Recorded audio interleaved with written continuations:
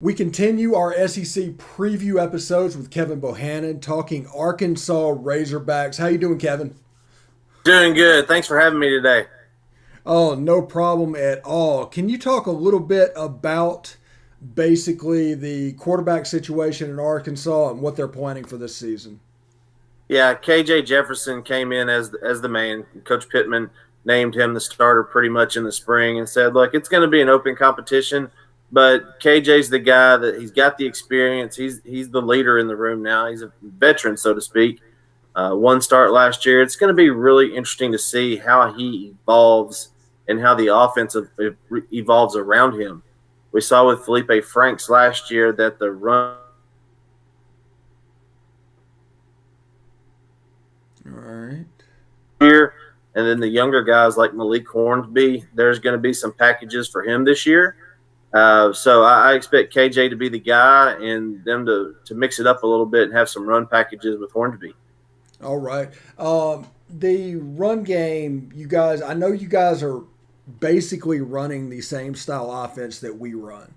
Yeah. Although we come at it in slightly different ways. Is there any hints coming to the run game, especially with Sam Pittman in control and how much he likes to win the line of scrimmage?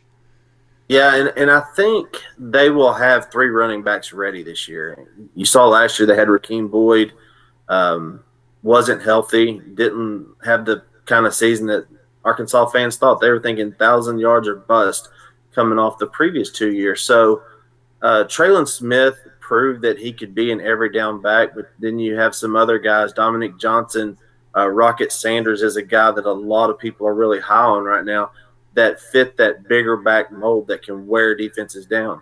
If you think about the really good run games in the Southeastern Conference, you think about the Thunder and Lightning that Ole Miss had last year. Georgia always has a three-headed monster back there. Alabama, Auburn, they can hit you so many different ways. And I think that's where Arkansas is trying to get. It's just going to take a recruiting class or two to really get those elite level running backs that can do it to where your offense is truly 50-50. All right, Arkansas at the wide receiver position. If I butcher this name, I'm sorry, but like Trayvon Burks, is he still there? Everything good there? Yeah, Traylon Burks, yeah. Yeah. Yeah. He's a man child. And the Mm, thing is, he's really humble and he's expected that this will be his last year on the hill. And we expect that as media and as a fan base. He's the go-to guy. You could see it last year. Everything went through him. The question is going to be who's going to be the number two behind him now that Mike Woods has gone across the border over to Oklahoma. Uh, Out of that really big recruiting class of 2019, it was the big four. You had Burks, Knox, then you had TQ Jackson, Shamar Nash. Well, Burks is the only one that has shown anything to this point. He had a really good season last year. Knox had 7 receptions for 70 yards and the bigger, strong receivers are kind of left out in the rain if they didn't perform. Davion Warren really stepped up last year as a slot. Of course, Mike Woods, who's no longer there, but they're going to have a number two to take some of that pressure off of Burks this year. any idea who that might be? I think Knox has a really good chance. He had a really good spring. You've got a grad transfer that came in from Oklahoma. He's going to have a really good chance. And then Davion Warren came back for another year, even though he used the COVID and the fact that he had an ACL injury to come back and say, hey, I'm going to make a run at the NFL, but I need one more year to prove that I can do it. So I think it'll be we're not as deep as we need to be, even though they loaded up on wideouts the last two classes, but hopefully there's enough there that we can spread the ball around a little bit. The good news is y'all go so fast you don't need to substitute as much. So just get it ready to be in real good shape. Yeah. KJ Jefferson taking over for Felipe Franks. How will the offense look different up on the hill? Yeah. And like I mentioned earlier, I think it'll be a little bit more QB run component. You'll have some more of those zone reads. And with the RPO, and I know a lot of people that's the big term that gets thrown out there. I used to be an offensive coordinator in high school and even learned under Coach Malzahn a little bit when I was really taking that track. But it's basically it's simple. It's the triple option out of the shotgun that adds a passing component. So you have one read and then you have a second read. It's just like the old triple option, you got the fullback dive, then you got your pitch man that you got to pitch off of if you don't give the ball. It's the same situation. So they're reading the outside linebackers, they're going fast. And in Kendall Brow's offense and Lane Kiffin's for that matter, if you get a defense tired, they're going to keep pounding you with the same play over and over again. There just may be three variations of it. And I think Jefferson adds that component because he's durable, he's big, he's 6'3", 240, and he's a well-built 240. He really reminded me of Cam Newton. Not as tall, but the body and the way he moves. It's like when Newton used to fall forward, he fell forward for 3 or 4 yards. So that component is something Arkansas hasn't had since Matt Jones back in the early 2000s. Don't say that name. He still strikes a little bit of chord with a lot of people. Yeah, I think him and Marcus Monk were at Arkansas for 10 years. Yeah, they were, yeah. and played both sports 5 years each. Yeah. Now, we're talking about the triple option a little bit. I'm going to vary off the topic of my favorite play, which I don't think y'all have run up there yet. We haven't even run at Ole Miss yet because we're trying to get the timing down. It's the triple option, with the first option being a jet sweep, the second option being the inside zone to the running back, and the third being the zone read. That's right. That is one of my favorite plays right now in college football, and I'm just so looking forward to seeing Ole Miss run it. Yeah, and the really good thing is you can run a couple different variations off of it because we used to run it. We would call it jet veer. It was 10Z jet or 10Z jet veer, to where we're pulling the guard, and if the tackle goes with the guard, the quarterback has the middle. Or if you have, if you don't have a running quarterback, which a lot of these teams do now, you have that running back that can put it up in there. And to go off of that, you can have a tight end that has a delay block that can slip out because you have the linebackers coming up and he runs a skinny post or a drag depending on what side he's on, and that adds another component to it. But it's really interesting how it's called innovative offenses or offensive gurus, but they're just taking basic simple concepts and applying it to the whole field now instead of within the tackle boxes. Yeah, it's amazing. Like I've been telling people for months now on these triple option plays, there are two basic unblocked defenders in this scheme. You don't mess with the defensive end because the jet sweep can get around him. And if the linebacker flows, the zone is right there in that position. That's going to mess up that fit. And if for some reason all the linebackers start flowing that way, the zone read off the backside is wide open. Exactly right. And if you get a good quarterback, and that's what their reads are, and they know it like the back of the hand, and they see the variations, because now with so many exotic fronts or the 3-2-6, the 4-2-5, linemen aren't lining up where they used to, and the whole radar defense that John Thompson that was at Ole Miss and Arkansas, where nobody was down, you have to call out who you're going to block pretty quick, or in our case, in y'all's case, not block. So if you're not blocking the right guy and if you're not blocking the wrong guy, what happens at that point? But I think they've done a really good job of combating those type of alignments with just some simple variations of it. Yeah, and once you add the tempo element on top of all of that, having to play assignment football on the defensive side, for Arkansas and Ole Miss, it's just such an advantage on the field. There might be only 40 plays. It's very simple offense, but there's so many reads, there's going to be a bust on the defense of every play. Yeah, and everything is trickled down in football, especially NFL, and it's a copycat league. But what we've seen is the more intricate offenses are really simple, and they're just read-based. That's what Kevin Kelly at Pulaski Academy that just went out to Presbyterian College, that's what he made his living on, was read-based off. We're going to take what the defense gives us, and we're going to be in the holes where they're not. You can do it in the run game and the pass game. The difference is on the college and NFL level, you have a little bit better athletes out there, so you have to add a tag to it. So if you have a read-based play that's going to the right, you got to make sure your backside or your off-play side is doing their job, because we might have to come back over there to you. Yeah, and with the defense, we talked about our triple option setup. The tight end going back to that gap between the linebackers and the safety, who's going back to cover a deep guy, that's going to be wide open as well. And then there's a one-on-one 15 yards downfield between him and the free safety that could be a huge play. Yeah, and that's the the tight ends now, and I nicknamed Hunter Henry the human mismatch when he was at Arkansas because a Don't linebacker. say him either. I'm just hitting at all angles for you today. So a linebacker's not fast enough to cover him. A safety's not big enough to cover him. So guys like that are making a lot of money in the league right now. The guy at Florida he lit everybody up, and he was going downfield on that. So that's where a lot of these guys they're finding those hybrid guys or the bigger guys that have come out of high school that are 215, 220 Wide that receiver make pluses. yeah, they can put on it, and they're not calling them tight ends now. They're the Y. Mm-hmm. That's exactly what they are. And in offenses, they can be a split Y or a flex Y, but that's what you're going to see in these offenses right now. But they got to be physical enough to get in there and block as well. Yeah, it's a guy that Marcus Colston coming up through the system ended up at Hofstra and had a Yeah, great career with the Saints. In this day and age, he would be a tight end. He would that's be right. Evan Ingram. Yeah, and you think in another New Orleans Saint, Boo Williams played wide receiver at Arkansas early 2000s. He played tight end in the NFL, and that was the type of guy that you're seeing now from the high school ranks to college ranks instead of from college to NFL. Yeah, isn't it kind of weird that it used to always be trickle down from the NFL, all the concepts coming down, coming down. Now it seems like a lot of the concepts are going up.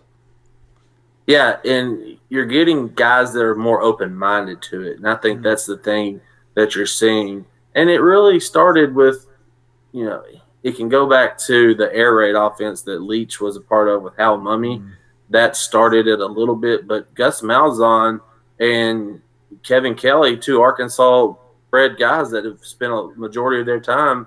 You've got guys in the NFL that are taking their concepts and building on it and making it their own and put it in place to where because a lot of people say, and I go back to Denzel Washington and remember the Titans. It's 6 plays. Give it.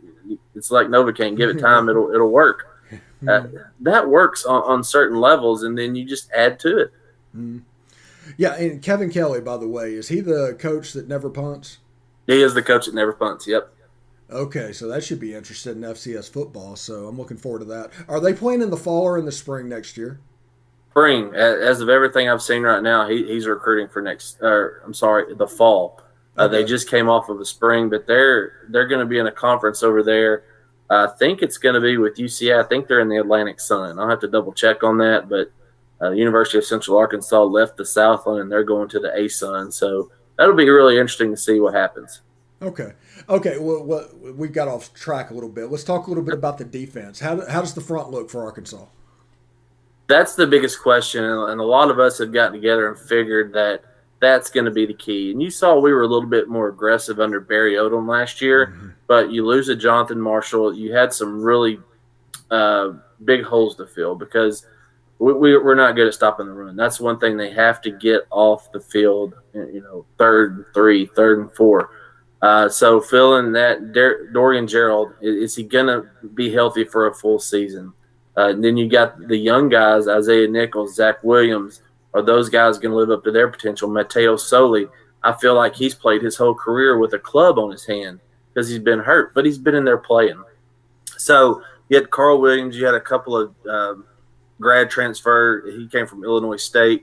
A couple of JUCO guys that come in. So they're going to be bigger up front. It's just a matter of the experience. So if they get in, I think they're going to be a little bit more talented, and they're just continuing to stack up front.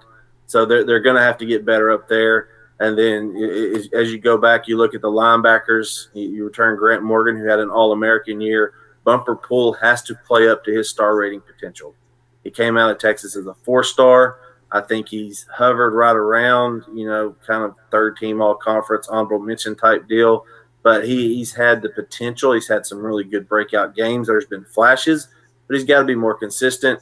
And then the headhunter, the All American in the backfield, Jalen Catalon. What else can you say about that young man? He's the one. He's the motor, the energy of the defense. And you're going to have some guys on the edge step up like Monteric Brown, Ladarius Bishop, two Arkansas guys have the speed. Can they cover folks? Yeah, and the back seven for Arkansas can be credited with teaching Matt Corral how to play against a drop eight defense.